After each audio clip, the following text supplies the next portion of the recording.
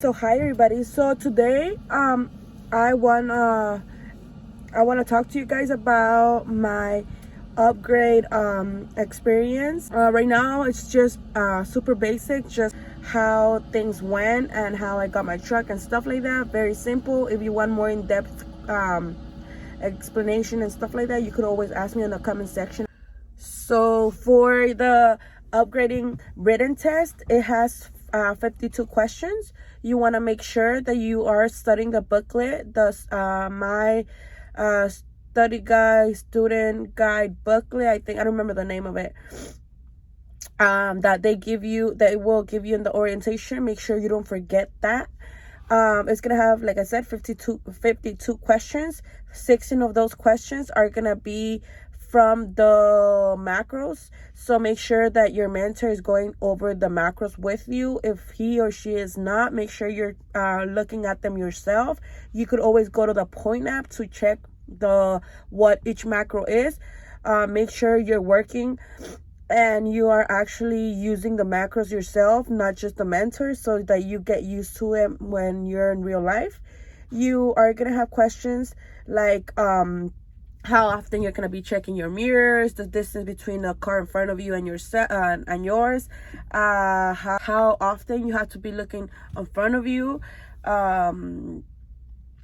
Also, weathers questions about the weather conditions, what the a question like what the W on the Swift stands for, like, like each letter has like a meaning. You want to know like what the W means, and I don't know if other tests ask you different questions. I'm pretty sure it's like same thing, or just know what the Swift logo stands for. Learn the 13 rules, safety rules that Swift has for all of us. Some of those questions come from that too, maybe like one or two. But in general, just they are safety questions. They are pretty straightforward. Just a heads up in case that something goes wrong, you can remember, just always remember that you could ask anybody from the office that you need extra help, or like stuff like that. But all the questions are on that guidebook, and some of them are like super obvious questions, or like one of the questions is from like the zoner device, such as like what lines affect your 70-hour mark, which is like I believe it's like line 1 and 2, and then no, line 1 it's off duty, and line 2 it's sleeper berth, and then line 3 it's either driving, and then the last one is on duty and not driving. But you could double check on your zoner device. That's another question. And then another question that you're gonna have, it's that there's gonna be a separate page, or a separate page where they give you like an example of a load they're gonna send you through the email, and it's there. It gives you the origin and the destination of the load, and then from there you have to pre-trip plan. You have to write it right next to you, right next to it, like the way that your mentor or instructor is gonna show you when you're over the road training. So make sure you learn how to do that yourself.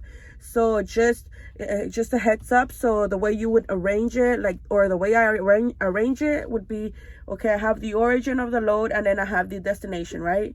So what I would do is, my first thing I want to do is the delivery time, and the the picking up and the delivery time. And then after I do that, I put my trailer number, and then I put my 0 location, which would be the place I would go pick up the load. My 90 location, which would be where I will go drop off the load. Then I put the weight of the load, which is very important, so you know you're gonna go weight the load or not, stuff like that. Then I would put the PC number, PO, and then PU. So PC, PO, PU. And then after that, I put my bill of lading number, then I put the seal number, and then the last one, the delivery number. So that's the way I arrange it myself. And then I put the mileage, the total mile. So for that question, sometimes it could be kind of confusing because it gives you the empty miles and it gives you the loaded miles. So you want to make sure when you put the total miles, it's gonna be the empty ones plus the loaded miles, not just the empty ones. I mean, not just the loaded ones. So just a heads up on that. And then from that part that you're from, after you do your pre-trip planning on the separate side of the paper, they're gonna show you, you'll know when you get the paper. Then after that, what you're gonna be doing is they're gonna ask you at least like 5 to 6 questions from that paper. So you want to do it properly. Like you have to calculate if the total miles they're giving you on the paper, they're doable within the time range they're gonna show you on the paper. And then there's gonna be a lot of safety questions, pretty straightforward. Now comes the part where I want to talk to you guys a little bit more in depth.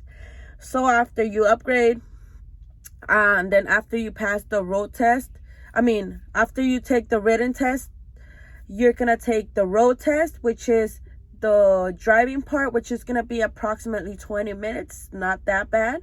And then your backings. So make sure, what I want to tell you guys when it comes to your backings and your driving, one thing, depending on who's your mentor, some will tell you take wide turns, some will tell you don't do them too wide. What I would say for the test, with me, my instructor, he told me that I was doing my turns were too wide. That's one of the feedback that I got from him. And then what else he said? That, and make sure that I'm always paying attention to road signs and stuff like that. But reversing, when it comes to reversing, please practice. If your mentor is not driving and you have hours to practice your backing maneuvers, and you can just practice your backing, I can't emphasize how important that is when you come to take the test, because depending on where you take the test, each terminal, it's different. Like maybe yours might have more space, but maybe somebody else's is gonna be smaller, tighter space.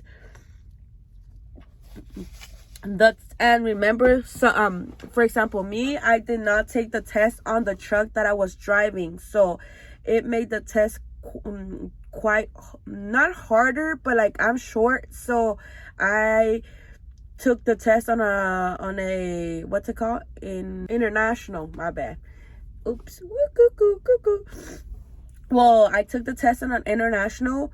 Like I was saying, I'm on the shorter side. So when I practiced my backing maneuvers, I practiced them on a Freightliner, where the Freightliner, it's the sides of it, they're like straight and there's nothing bulky around it. But with the international trucks, they have like that bulky part. Like it's weird, like when you try to see, it's hard to see. Like if you're going like, like that, you see the bulky part of the international, where which made it a bit more challenging for me in particular. I don't know if others have gone through the same thing, but just a heads up. So when you're taking your backing maneuvers, for me, they gave me only 15 minutes to do my maneuvers. So it is a good amount of time.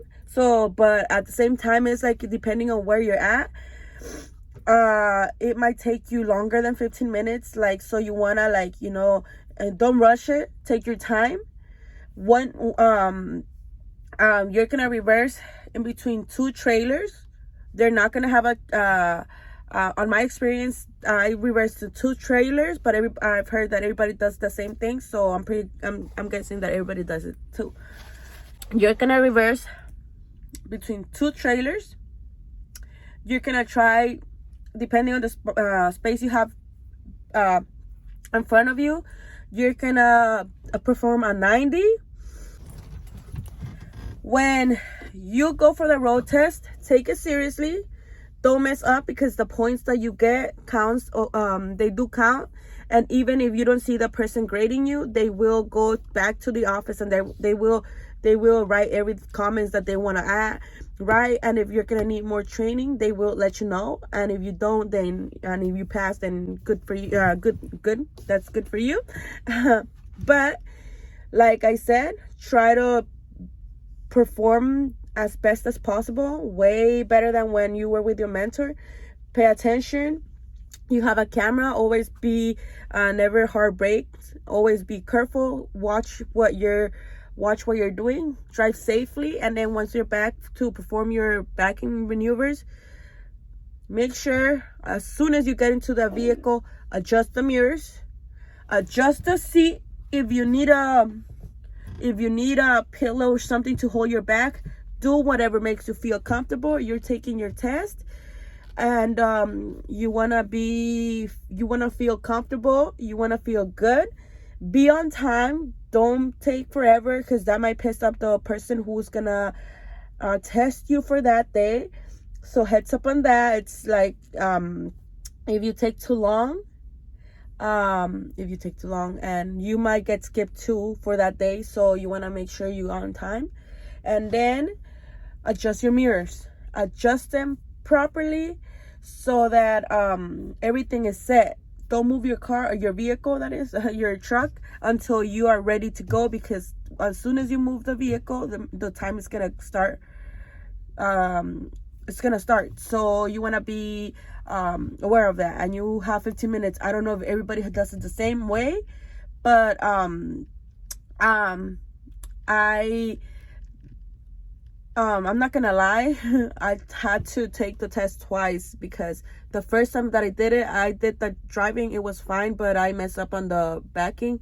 There was too much going on that day where I had to do my maneuvers, and I got a little bit nervous with the instructor that I had. So I just, I decided to, I didn't finish. So I'm like, I took an additional 2 weeks for training, which were really helpful too. But like I said, like, I was in no rush, I don't really mind, taking longer. But like, if you really want to get started working and getting paid a lot, and a lot better, that is, then you do want to do your very, very best so that you pass the test on your first try. But what I was gonna say, make sure that you adjust your mirrors properly. Try to not get nervous. If there's something going on that when you're gonna take the test and you don't feel comfortable, just reschedule. It's always better if you take the test when you're feeling good. I'm telling you guys because experience. But now I'm super happy because I already have the truck. After you have passed your test, you're just gonna basically wait for your driver leader to tell you what's next. They're gonna connect you to a truck. If you're on your home terminal, most likely your driver leader will take you to the truck that you're gonna be driving, or someone from staff, or I don't know how it would work from if you're on your terminal. But like for me, I was away from my home terminal, so I haven't even met in person with my driver leader, but we have come in contact through the phones, obviously. So what I was gonna say, regardless of where you upgrade, you are gonna be getting a truck that you will be operating. So you want to make sure you fully inspect the truck. So this is after you have passed the written and the driving and the parking maneuver test. So once all of that's over, it is not over until you get your truck and you start. So make sure the truck that you're gonna get into, the tires are in good condition. You're gonna make sure that the coolant reservoir and the oil, it's at the proper level, and if it needs to be changed, it should be changed. And also the windshield the windshield wiper fluid should be good as well. Make sure that you do all those things. Any tags, like the pink tags that your truck may have, usually they should give you a truck that's 100% ready. The one that they gave me, from what I know, they didn't really have trucks available for me, so I was not on my home terminal. But they had this Freightliner that I got, and I was like, yes. It needed some help, touch-ups, final touches, but I was like, yes. I got a Freightliner, and I checked it. Some friends that I found, not friends, but some other drivers that I sort of knew helped me around to inspect the vehicle, and they told me, we checked, and they told me any opinions they had and things that should be better in the truck that could get repaired and stuff like that. And then after I checked all of that, they gave it a wash. I took it first. It was in the body shop, and that's for the DOT inspection. Anything that has to do with the DOT, like the lights, I don't know, like everything, like the extra tire, stuff that's DOT, that the tape, what's it called? Yeah, whatever's the DOT tape, that, and anything that has to do with DOT. Then after that, I took it for the tires, because the two front tires did not match. And then I also got the rear tires.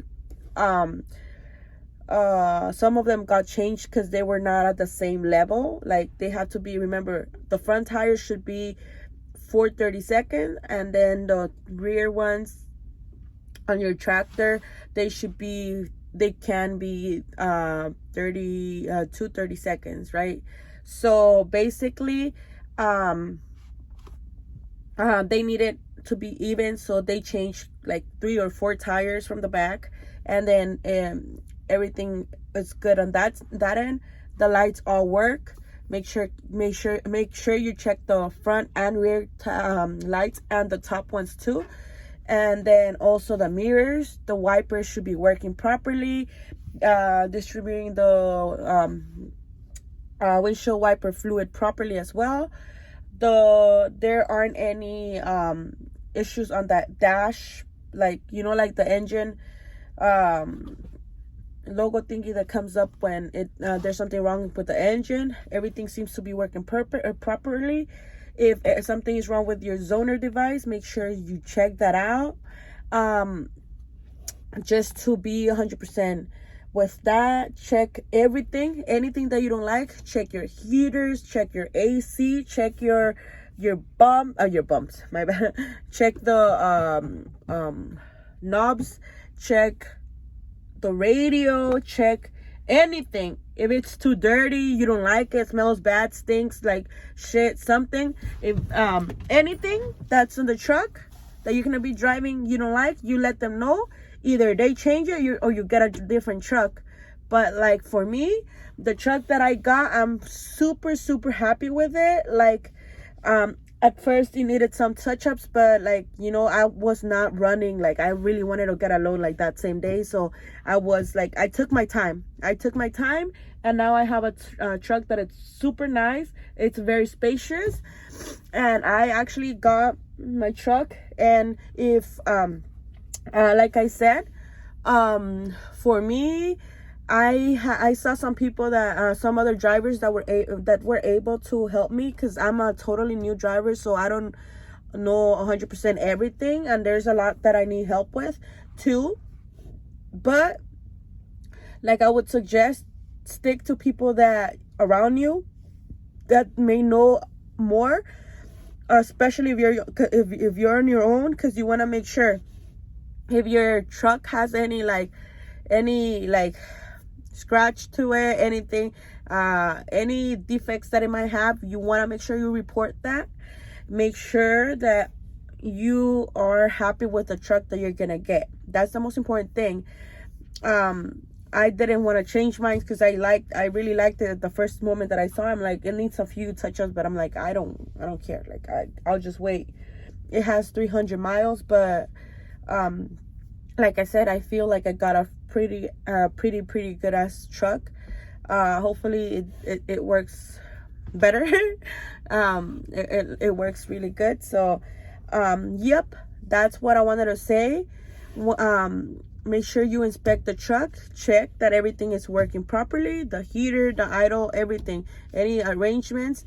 And then after you have checked the truck, you're happy with it, and you feel like everything is where it should be, and it should you make sure you get at least a gallon of engine oil, at least a gallon of coolant liquid, and at least 1 gallon of the windshield wiper fluid. Then make sure you get either a broom or a leaf blower kind of for the trailer whenever you need to clean it. And make sure you get a hammer, get like a night light, get a lot of winter clothes, get like something to protect yourself with, like like spray, like what's it called, pepper spray. Get stuff that you're gonna need. Like, you're gonna don't forget your lock, your keys. Get copies for the truck. Get at least 3 copies, 1 for the truck. I mean, you're gonna have the one for the truck already, but get 1 for yourself, 1 for your wallet. I don't know, so you don't stay locked out like never. And then what else you should get? Let me see.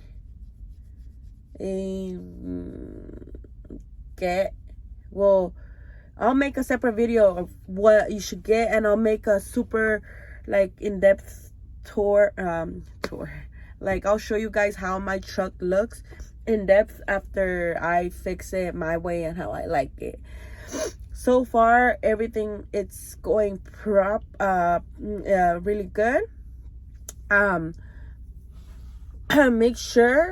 Make sure you are on top of everything. Remember that you will be responsible for everything from now on. You're the driver, you're the professional driver. Just be safe out there. Don't forget to like and comment down below if you like this video. I'll be making more videos. I would prefer if you guys ask me questions down below, and then I'll answer them, because I don't know what kind of videos to make. And I'm sorry I haven't been posting, but I've been super busy, like with like all this transition in my life. And so yeah, I'll keep posting videos, more videos like this. And any advices that you want, that you need, let me know, and I'll be happy to post them as soon as possible. Just make sure when you're over the road with your mentor, study as much as you can, and reverse, and be careful, be safe out there. Bye. See you on my next video. Peace. Bye.